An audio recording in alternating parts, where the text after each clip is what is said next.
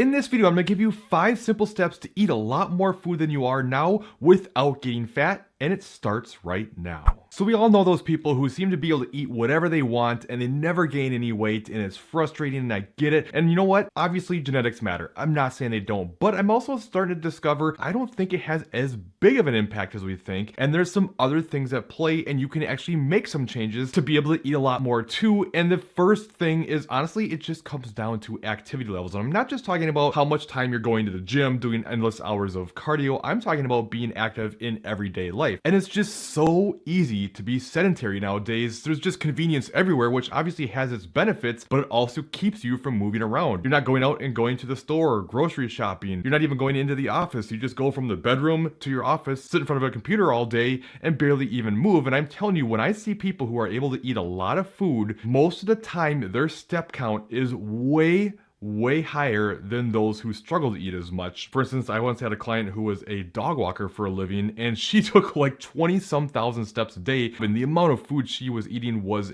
insane, and it's just because she was so active. So if you want to be able to eat more food, getting up and forcing yourself to be more active throughout the day is a great first start. Arguably even better is if you're not strength training, you're missing out on the best thing you can do, not only to help burn some extra calories from the workout, but this is how you can actually increase your metabolism past its genetic baseline. But not only do you burn calories at rest from having more muscle, burning more calories from the strength training itself, you also get what's called an afterburn effect, where your body burns more calories as it tries to recover. So for up to about 48 hours post-training, you're burning additional calories, which, for the record, when it comes to just regular forms of cardio, you don't get that. But an important thing to talk about before I go on to step 2, I want to make sure you're not using exercise as a form of punishment, trying to make up for overdoing it, maybe having some binging episodes. So I'm not referring to trying to burn additional calories to make up for what you did. I'm talking about just living an active, healthy lifestyle, which is honestly something you should be doing anyways. The second step that you can take is eating less frequent meals, but now you'll be able to eat more during those meals. And honestly, it may not even be a difference in calories, but it can feel like you're eating so much food if, say, for instance, instead of eating 4, 5, 6 meals a day,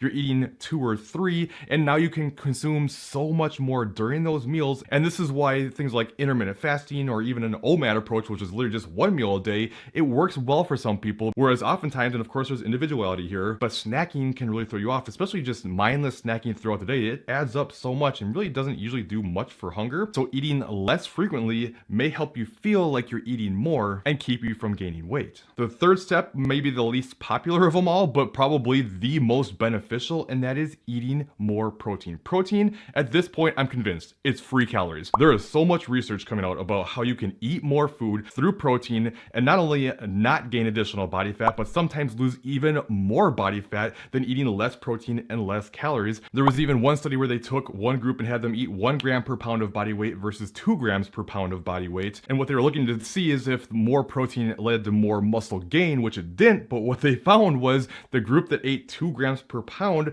ate on average 800 calories more and didn't gain any additional body fats. The fourth step may surprise you, but I honestly believe this helps you be able to eat more and keep from gaining additional body fat. And that's no longer looking at foods as either good or bad, banning all your favorite foods, and trying to be overly restrictive with your diet. And the reason for this is because by doing that, you now start craving the things that you think you can't have even more. You're eventually going to have it again. When you do, you feel bad about it. You feel guilty. You beat yourself up. You probably feel like, I've already screwed up. I need to get in as much as I can now because my diet starts again tomorrow. And you just go down this pattern of binging and restricting, and it leads you to gain weight like crazy while feeling miserable. Whereas if you start creating a healthy relationship with food, this is how you're able to include more of those foods regularly while keeping things in check. And even though you're eating more of these things on a regular basis than you used to, you're actually probably consuming less on an overall basis because you're no longer binging, but you feel better, feel less restricted, and it feels like you're eating more food. The fifth step, and probably the most important step,